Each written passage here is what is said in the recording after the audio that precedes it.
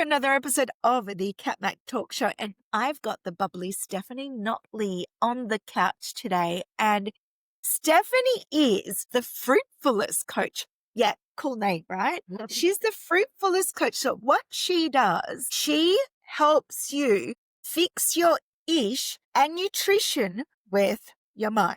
Like, there are so many different aspects of health, so much buzz, so much stuff. And you know what? There's something for everyone. And if this doesn't work for you, whatever it is you're trying right now, just don't stop.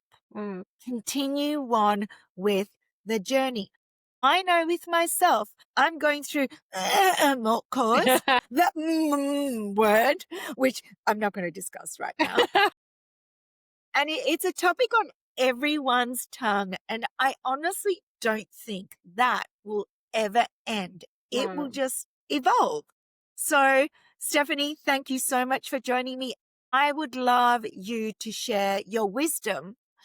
How did you get into this? Why did you start? Tell me a bit about your background and where you're at. Yeah. Well, firstly, I want to say thank you for having me on too, because I've not done a podcast before, and this is my first podcast interview. Yay! I'm so glad that I'm your first. Yeah. Well, there's a first for everything, isn't it? There is. So yeah, I love just being able to have that space to be able to talk my passion, talk my shit, and hopefully inspire someone and empower someone for a healthier food relationship and a healthier mind-body relationship with themselves as well. What I do and what I love to do is really help women to ditch the diet. And it's not just like let's stop dieting. It's let's improve the relationship that we have with ourselves, and let's improve the food relationship we have with ourselves, because very connected. And just eat like we freaking love ourselves, which no one does. No one does. No one you talk to goes, I'm going to eat the donuts today because I deserve it and I love donuts and I love myself enough to enjoy this moment with food. It's, oh my God, I'm on the run. I'm really stressful, but I really got to eat something like right now. And it's just a grab and go. There's no thoughtfulness behind what they're actually putting into their bodies, which is okay sometimes if it's a difference between not eating and eating something.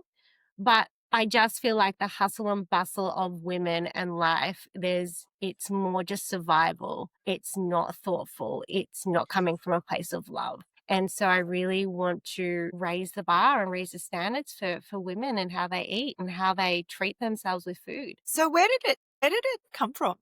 You know, if you want to share how it started, where your journey started, because, a lot of us, we kind of go, grab and go, or we don't even think, and we have really busy lives, and then we just buy crap for no disrespect to our body or our mind, but we're just like on the go, and I'm guilty of that. Yeah, it started with me, and it started with my family. My parents had a pub. So I actually grew up in a pub. We were in the hospitality industry for 24 years. Wow. Yeah, and you see some shit. Now, what is it? Parma and... Oh, yeah. Yeah, that's it, yeah. I think I'd be a disappointment to my father, a publican's daughter that does not drink beer. Yeah, look, great bragging, right, when you're 18-year-old, right? My parents have a pub. It's great. But it came with a lot of dietary culture, and it came with a bit of an eye-opener to how people treated themselves. I grew up with beautiful women in my family, but they were always on the chase to find the next diet that helped them feel good in their body and happy in their skin. And they were always chasing the calories, counting the points, which I think growing up with my mum is beautiful, she's lovely, but she always suffered with feeling good about herself, always second guessed how she felt, how she dressed. And I remember watching my mum in the mirror pick herself apart, and it subconsciously grew up with this belief that women weren't supposed to feel comfortable in their skin. They weren't supposed to feel confident in themselves. And over the teenage years, I started some disordered eating patterns. Thankfully, never diagnosed with an eating disorder. Yeah. Realized what was happening aware of what was happening, but never had the tools to change what was happening, never had the tools to eat in a way that was healthier for me, mind, body, gut Yeah. wise, but very much was robbed of my teenage years of food relationship, very much took all of my years in my 20s to get off this, what I call a self-worth diet, where I attached food to my self-worth, where I used food as a tool to punish or treat myself, where like, I feel good about myself today. I worked out at the gym today, so I can eat well today. Or it was, I didn't go to the gym today, so I don't get to eat today. It Wow. was a very much, That's quite cool. it was a roller coaster. It was an absolute roller coaster of binge, restrict, hate myself, restrict, love myself today, let's binge. And then always binge, restrict, binge, restrict, binge, restrict. And I could never understand why I never felt good in myself. Didn't matter if I ate, didn't matter if I didn't eat. I always felt shitty in my body. So when did the switch flip? Like, how did you go, you know what? Did you hit rock bottom? How did it just go, right, well, I've got to do, change is going to happen. It's change is going to happen. It's going to happen. How did you go, okay, well, now I'm going to fix this? Because what you're talking about is a massive problem with the younger generation. It's with everyone, right? Mm, But particularly with the fact that everything's so instant and everything's so AI now, and yeah. everyone looks amazing. And, Yeah. And you have all the influences around you as well. It's literally not just what we eat, but it's what we read, it's what we see, it's what we hear, it's what we yeah, surround ourselves with. yeah, It's everywhere. And, I started a new gym about 9 weeks ago, started a new gym. I hadn't been to the gym for ages. yeah. And the first day I was there, a lady had said to me, and I didn't know this woman, but she was, I guess, trying to create a conversation. She's like, it's my son's 6th birthday tonight. I'm going to Pancake Park. Good thing I worked out today and smashed my calorie burn on the workout today Wow. so I can eat pancake pella. It gives me the ick because I'm like, no, this is your child's 6th birthday. Enjoy it. They'll never be 6 again. Have No. that family moment. Enjoy that family memory. Okay, your kid is going to grow up going, oh, remember that time? It was for my 6th birthday. We went out, we had pancakes for dinner, right? Mm. And she's sitting there freaking out because of the calorie count that's going to be involved with enjoying that moment. Wow. So, and she probably went to the party going, okay, do I fit into my clothes? I've not eaten anything all day. So therefore her energy is down. She's feeling like crap. And then she binges on pancakes the following day, vomits or diarrheas because it's bad gut health. Or even just, well, I pigged out last night on pancakes and then I backed it up with a glass of wine and then we did that. So now I have to work out even harder today. Or maybe I Yeah. skip Wow. breakfast. It feels like I shouldn't actually call out the company that does calorie counting, but we know which company that calorie counts. That's quite global, Mm, and I just could never get it. And it's like a mass. It was massive in the 60s and mm, 70s, massive in the 70s, mm. where I guess the Australian culture caught on to that with the marketing is the tape. In Yeah. any event, how do you teach someone to love themselves and help their mindset? Because you talked about nutrition, you talked about helping gut as well. Mm. So if I were to come to you and how do you help someone? So I'm going to take it back. You've met the woman at the gym for the first time, but she's not at the gym. She actually came to you, right? She came to your business and she's like, man, I'm over this. I'm feeling so guilty. I've got my kid's 6th birthday tonight, and all I keep on thinking out is, man, I just can't do this anymore. Mm. I'm forever on this yo-yo diet. And can you please help me? Because word has it, you're the jam with the Fruitfulness Coach. I really don't know what you do. How can you help me? So you talked about tools. What tools can you give a person to help them? So just very briefly, because I would love to know how you do that. Yeah, sure. So I really like to come in with a holistic approach. It's not just about the mind. It's not just about what you're eating. It's both of those things and more. And there's really 3 core elements to my coaching.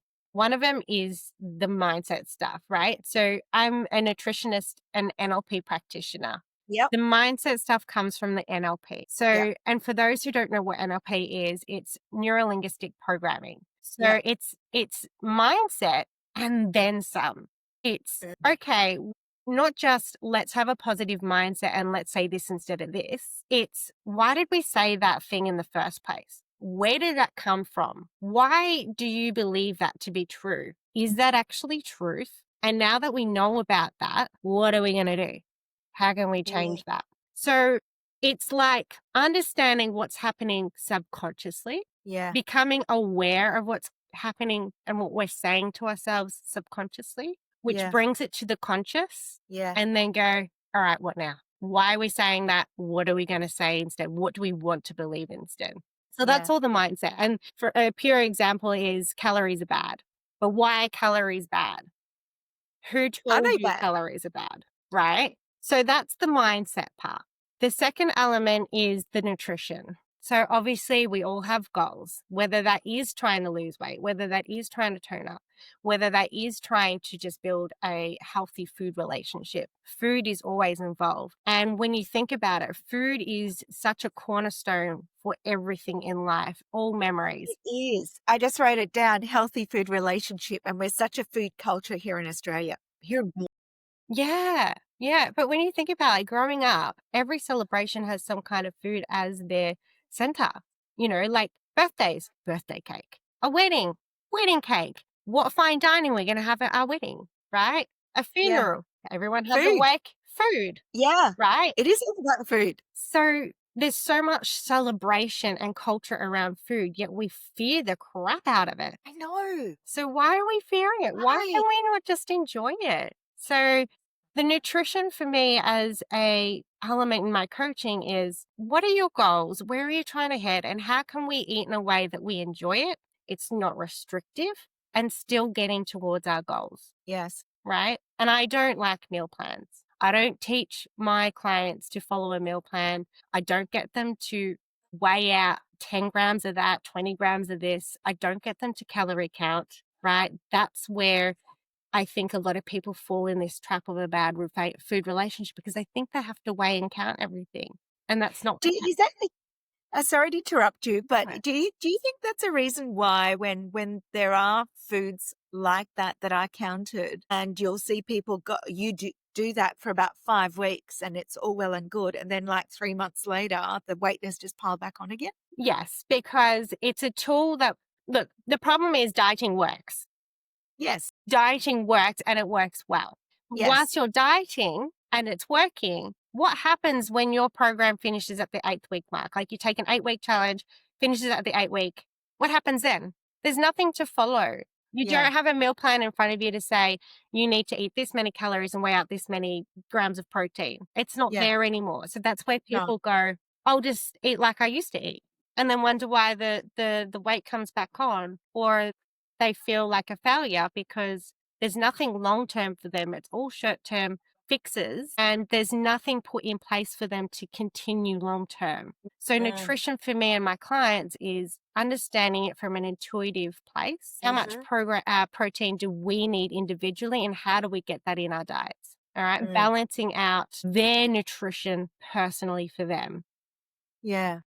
Um, Another thing that I experienced just recently is there is an 8-week challenge happening at the gym, which I intentionally joined because I wanted to feel firsthand what my clients were undergoing as far as triggers and dilemmas that made them feel like a failure. And there was a type 1 diabetic following this 8-week meal program Huh? that wasn't suited for diabetics. Wow. So That's dangerous. it is because she's having now hypo some crazy hour in the morning, needing her jelly beans. But then the PT's like, well, okay, have your jelly beans. That's a priority. You've got to look after yourself. Yeah. But, weigh them out and then subtract that from from a meal later on in the day.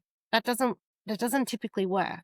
And it's No. not showing her how to use the program as a tool, as a guidance, and then tweaking it to fit her personally, where she's not going to have hypos. She's still going to intuitively go towards her goal, But most importantly, she needs a dietitian and Yeah. her specialist on board with that program. And Mhm. that 8-week meal challenge, whatever it happens to be, it's not fit for diabetics to just jump on like that. Yeah. And that, yeah, it is quite dangerous. It is. Wow. So, and I'm so glad that you picked up on that. Like it's, have you, yeah, interesting. I'm not going to get into that. I'm like, did you pull her aside? Did you go, hey, We had a bit of a chat, but it's as a nutritionist, it's even outside my scope. Yeah, it is. So this is where, we all need to help each other because there's areas of expertise that we Mhm, don't have. So this is why you exist. And it's not just I'm going to talk about food now. It's mm, not just the boxes. It's not just the boxes. It's the mm, people. It's the, because you know stuff that I don't know. mm, Like exactly what I love the fact that you've gone in firsthand to go and see what is happening real time in real world to mm. be able to expand and grow and help others in exactly what you said, holistic and what have you, but in real time, Yeah. which means you're not, because you're a product of the product, you're not fake news. Mm. I love that. That's good. That's really good. And I think more people should throw themselves in the trenches to know what it's like when you are teaching what you're doing. So Yeah, you're not confused and you're making the mistakes and you're learning yeah. firsthand. Why is it that people feel like a failure? And it's like, well, get into what that audience is doing and feel it firsthand. And I was that person beforehand. I've been through that time in my life where I jumped from diet to diet, finding the right one for me, the one that would make me feel confident in my skin, the one that will make me feel confident in my body. And I never found it. Why is that? Because diets don't work long Because it doesn't term. exist. It doesn't Doesn't. exist. You've got to feel confident in yourself and happy where you are at now and love yourself for what you are and who you are now. Your goals will come. Your goals will Ooh. come. If you can love yourself, eat from a place of love, your goals will come. Eat from a place of love, your goals will come. Yeah. I'm just going to let that land again. Eat from a place of love, and your goals will come. You don't need to shrink yourself. You don't need to attach your self worth and your confidence to a number on the scales or a measurement on the grams or the calorie. It doesn't exist. It's got to Yeah, come I can't. within. I, And I'm a foodie too. And when you asked me before, it's like, where did this start? Like, why did you hit rock bottom? And it was just as simple as I realized I was a bloody foodie. I love food and I was neglecting myself of the one thing that I love, which was food. And I restricted wow. myself Okay, from that's that. it. I don't think I had a choice. I grew up with women who were avid bakers. I grew up in hospitality. There was food in front of I me. love cooking. Yeah. I have a coaching program out at the moment. Yes, absolutely. It is one-on-one. It is the Ditch Yeah. the Diet VIP. Ditch the diet. I even love the name. Yeah. So I have a question for you.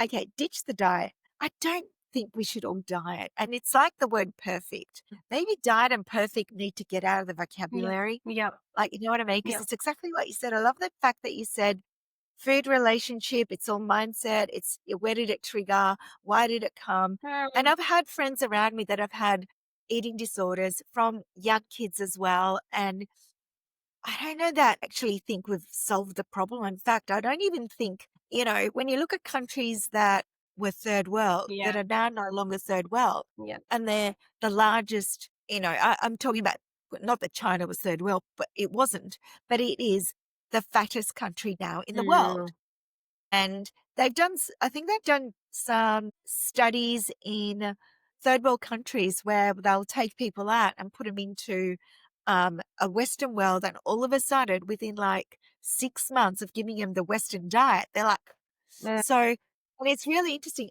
I don't think we've solved the problem. So having more of people like you to spread the world of food culture and feeling good about yourself so makes a difference.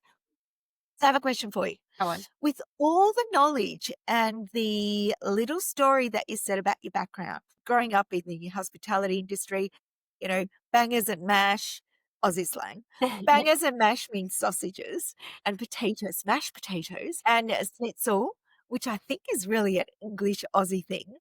Uh, Agreed.